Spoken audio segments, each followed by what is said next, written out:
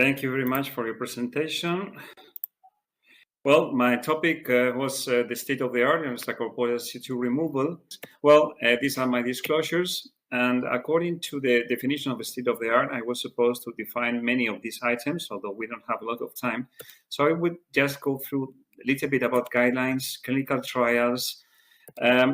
I will talk about ECMO as compared to ECCO, but mostly in the second part, in my second presentation, when we discuss about some clinical cases, and I'll make also some reference to the index registry. So the agenda, but before all these things, I think we have to talk a little bit.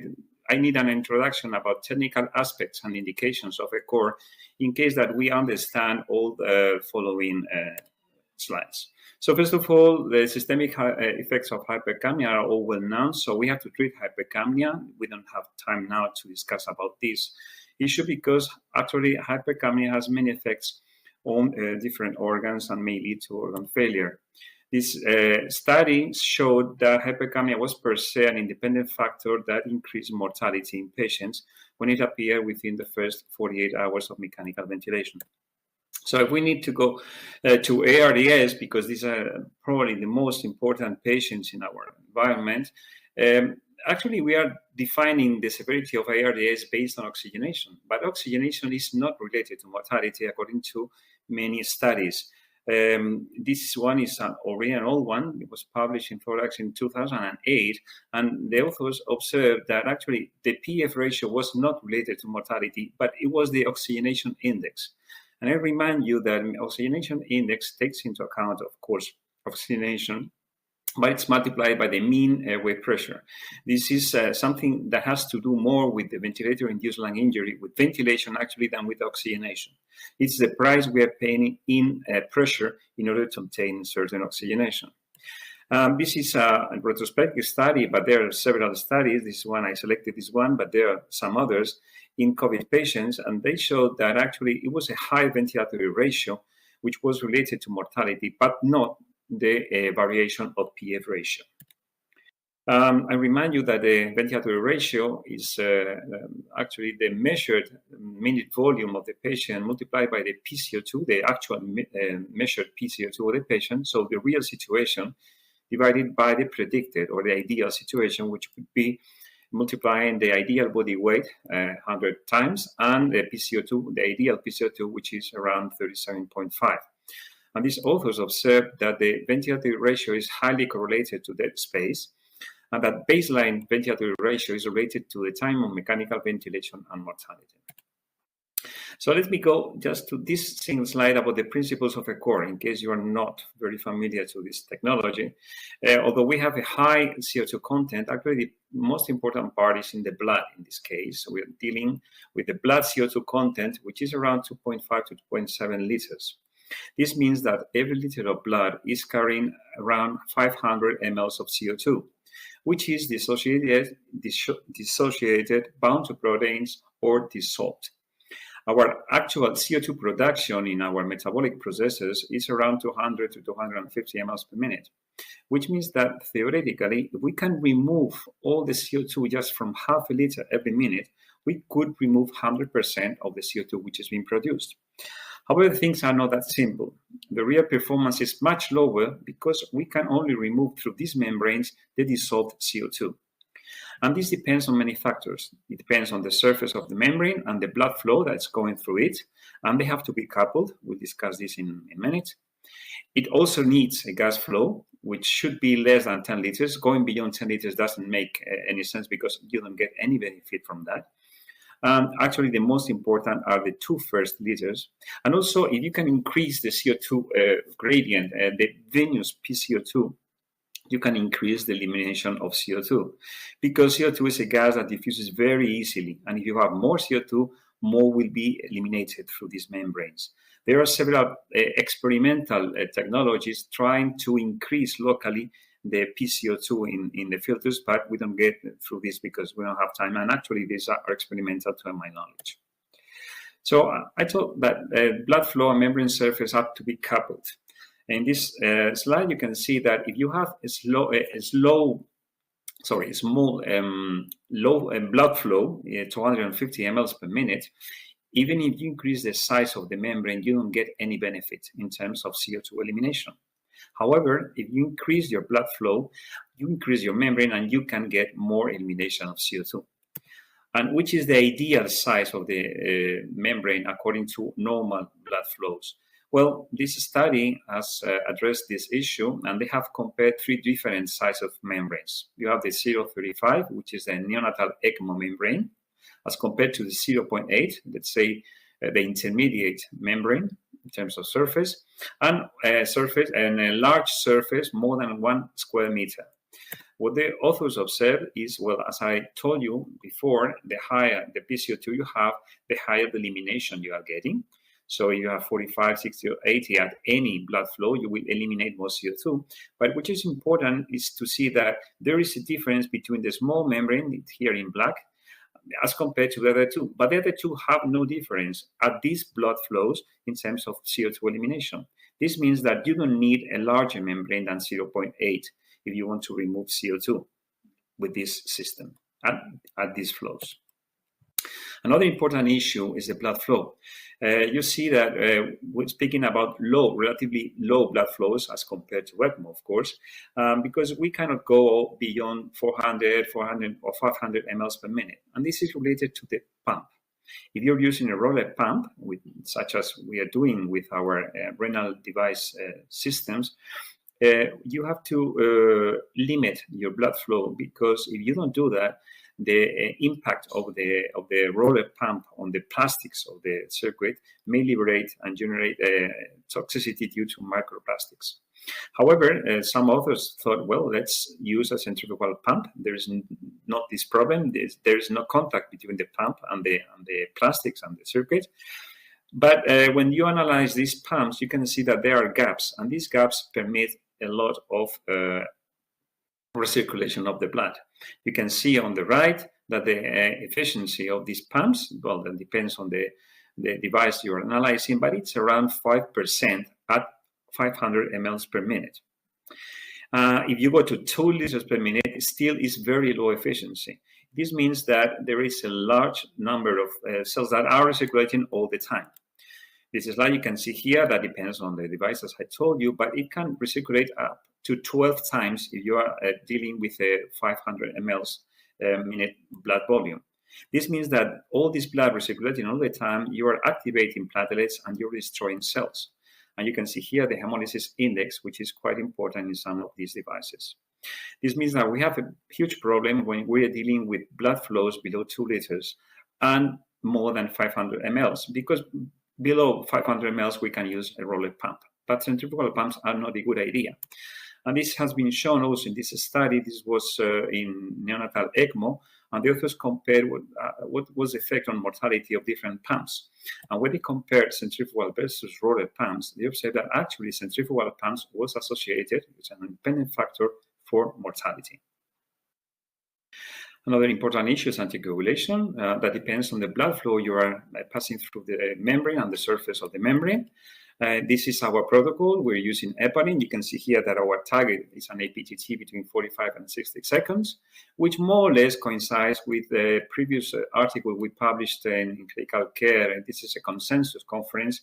We admitted up to 45 to 70 seconds. Let's say this is a consensus conference. In my hospital, we're a little bit more restrictive in these terms. Which are the potential adverse events? Well, hemolysis, as I told you, and that depends on the pressure drop also over the membrane. And this is related to the surface of the membrane and the blood flow. Here you can see that a low blood flow with a large membrane, there is a high risk for clotting because the blood is driving very slowly through the membrane. So there is risk of stagnation of blood. However, the risk for hemolysis is decreased. However, if you're using a high blood flow with a small membrane, then the risk for clotting is decreased, but the hemolysis risk is increased. Other potential adverse events are hemorrhage, catheter-related, of course, bleeding, infection, as in any other catheter, and EBABAs, which have been described, but I've never seen them in my experience.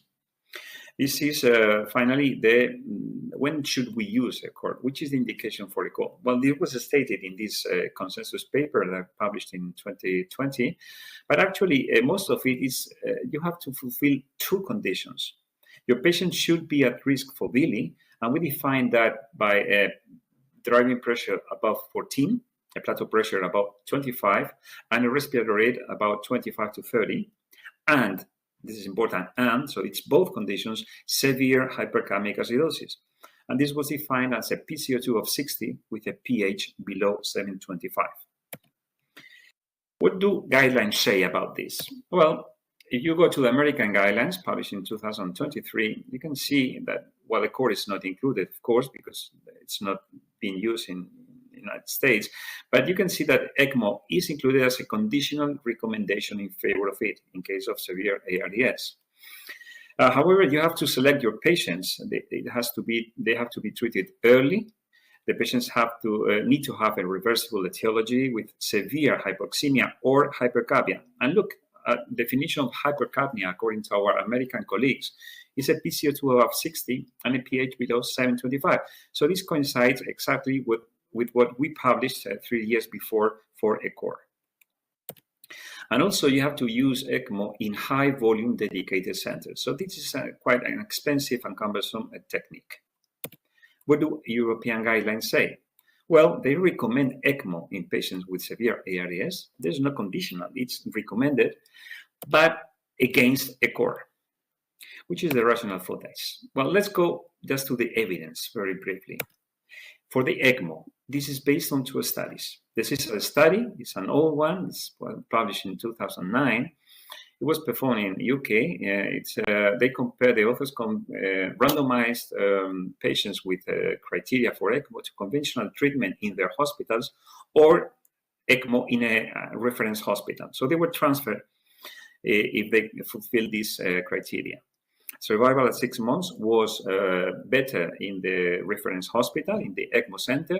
So the conclusion of the authors was that ECMO saves lives. However, this was a reference center with very experienced people in mechanical ventilation. And actually, ECMO was not applied to 100% of these randomized patients, but only to 75% of the transferred patients. So we might argue that maybe the quality of treatment was not better. Was a little bit worse in these transferring centers. So maybe what saved the lives of these patients was not the ECMO, but to be transferred to a very good center. The second study that supports ECMO actually is a negative study. This is the earlier trial. This was a very well done multi-center randomized control trial. The criteria to be included in this trial were very strict for ECMO. You can see that there are oxygenation and ventilation parameters. It was stopped early for futility. And one thing that was important in the study is that crossover to ECMO was permitted. And so if some cases in the control group were very hypoxemic for a long time, they could be treated with ECMO. So you can see here that although all of us would like to be on the red line of the ECMO group, actually there was no difference in the probability of survival, so the trial was stopped. What the authors observed actually was that this secondary objective was different. It was the treatment failure, defined as death in the ECMO group or death or crossover to ECMO in the control group. Here there was a difference. So we might speculate that maybe some of these ECMO patients originally in the control group, these crossover patients, some of them, maybe they saved their lives just because they were transferred to the ECMO group. So the most hypoxemic patients maybe could be benefited from that. However, if you go to the supplementary material, you can see that actually the most severe hypoxemic patients, those with a PF ratio below 66, actually there was no difference at all. In the ECMO group, it was 44% of mortality. In the control group, it was 42%. However, in the patients that had a PCO2 above 55, actually there was a difference in mortality, 48 in the control group versus 31 in the ECMO group. So should we use ECMO just to remove CO2 if we have another tool? What about ECCO2R? The evidence says don't use it. Although there's potential use can be done in, there's scarce evidence about its potential use in different scenarios. You have these case series and observational studies, mostly of them, in ARDS, COPD, weaning from mechanical ventilation, or as a bridge to pulmonary transplant. This is a meta-analysis, including many studies or this case series, where you can see that, well, of course, you can see reduction in PCO2 and pH, as expected. You can see a reduction in plateau pressure, respiratory rate, and tidal volume. So it may have an influence on the ventilator-induced lung injury, so that's good. But this was not expected. They also observed an increase in the PF ratio without changing the PEEP. We don't have time to discuss about this finding, but I have also observed this in some of my patients. I will show that later in the case series presentation. This is not for all the patients, but in some of them, it's actually very important. So we have the only randomized controlled trial for ECCO, is the REST trial that you probably know. It was planned for more than 1,000 patients in 51 ICUs from UK. The inclusion criteria was hypoxemic respiratory failure, a PF ratio below 150. And the primary outcome was mortality, 90-day mortality. The trial was also stopped for futility. You can see that there is no difference in mortality at all, but there were a few ventilator-free days in the ECCO group and more adverse events, although mortality activity was the same. So the conclusion of the authors was, okay, let's not use ECCO because it's not good for our patients. It doesn't have any benefit. However, if you look at the indications, look at the plateau pressure. The median was 26 with a driving pressure of 15. So some of these patients, maybe most of the patients, actually did not fulfill this criteria to be included in the core therapy because they're not at risk, well, at high risk, let's say, for ventilator-induced lung injury. And mostly, if you look at the gasometric data, the PCO2 was 54 with a pH of 730. So most of these patients, I insist, probably were not real candidates for ECCO, according at least to our recommendations. This is a study for me, however, is very useful because it tells us don't use ECCO as a preventive therapy. Maybe it's useful as a rescue therapy once you fulfill all the criteria, but not before that. And actually, a post-hoc analysis from this study observed that the patients with the highest ventilator ratio, remember that I told you in the beginning of my talk, actually those that were 3 or more, actually there was a benefit in terms of mortality when you use ECCO. So actually, if you have an indication for ECCO, if you have a severe hypercapnic patients, maybe this is going to save your life, but not if you are hypoxemic, because actually hypoxemia was a factor related to more mortality if you use ECCO. So I think REST is somehow a flawed study because I have many concerns about the methodology. Inclusion criteria, don't use a PF ratio to include patients in a study that analyzes the elimination of CO2. That has nothing to do with that. In experience, well, this is common to many studies, of course, but also very important, that's why I insisted in the introduction, they used centrifugal pumps. With a large catheter, we are using a 13 French catheter, no need for more than that. And with an APTT that could reach up to 90 seconds. So you're using the wrong pump with a large catheter and you are very permissive, very liberal in your heparin, then you might have more adverse events, of course. And finally, just a comment about the index registry. This index registry is led by Eddie Fan from the University of Toronto and supported by Vantiv. And now it has included more than 90 patients. And the idea is also to include, both ECMO and ECCO patients. And there will be a large database, international large database that we can extract many conclusions probably from that when it's, as long as we are introducing our data, of course. So my conclusions would be that ECCO is useful to decrease hypercapnia and decrease pH, and whenever there is a decrease in the pH and also an increase in the pressures and the airway pressures, so to protect the lung and to reduce the severe acidosis. It's not indicated in severe hypoxemia. If this is your concern, don't go for ECCO, of course, maybe ECMO, although this earlier trial actually with this low PF ratio did not show any benefit. It may prevent ARDS deterioration. I think it should be used early, and I give you some, why do I think that? I think we have some data that support this idea. In case you are concerned about hypoxemia, you could also combine ECCO with prone positioning, increasing PEEP, or why not nitric oxide. Adverse events, mostly related to hemorrhage. This is not my experience. I'll show you that later. But then you have to adjust better your protocol of heparin protocol or your anticoagulation protocol. So you have to take into account which is the blood flow and the membrane surface you're using. Try to couple them.